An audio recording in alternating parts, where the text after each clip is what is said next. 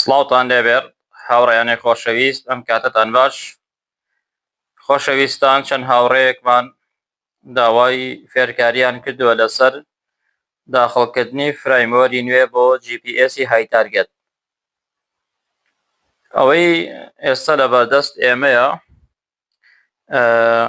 v200 مۆدێلی v200 ئەمانەوێت فرایمۆری نوێی بۆ داخڵ بکەین سەرەتا پێویستە GPSەکەمان هەڵکەین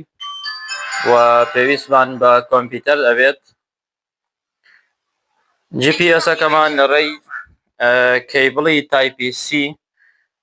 ڕەبتی کۆمپیوتەرەکەین بەم شێوازە دوایەوەی ڕەبتی کۆمپیوتەرمان کرد دوو فۆڵدەرمان هەیە فۆڵدەرێکیان ستاتیکە فۆڵدەرێکیان ئەپدەیت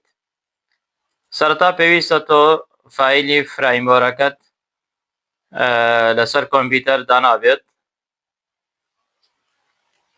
وەگە بینن ئێمە فرایمۆرەکەمان لێرە داناوە و کۆپی ئەەکەین کە کۆپیمان کرد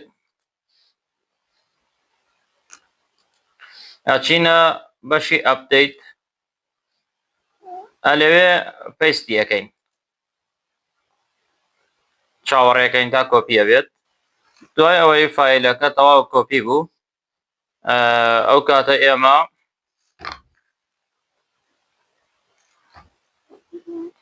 GPSەکەمان ئەەکەینەوە لە کۆمپیوتەر و پێویستە بیکوژێنینەوە و جواتر هەڵیکەین دوای ئەوەی GPSەکەمان کوژاندەوە هەڵمان کردەوە چاوەڕێەکەین تاکو ئەڵێت فرایمۆر سەکسەسفوڵی واتە بە سەرکەوتووی فرایمۆرەکە داخڵی GPSەکە کراوە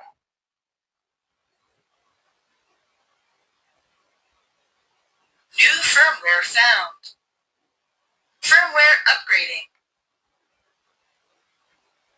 کاتێکی خۆش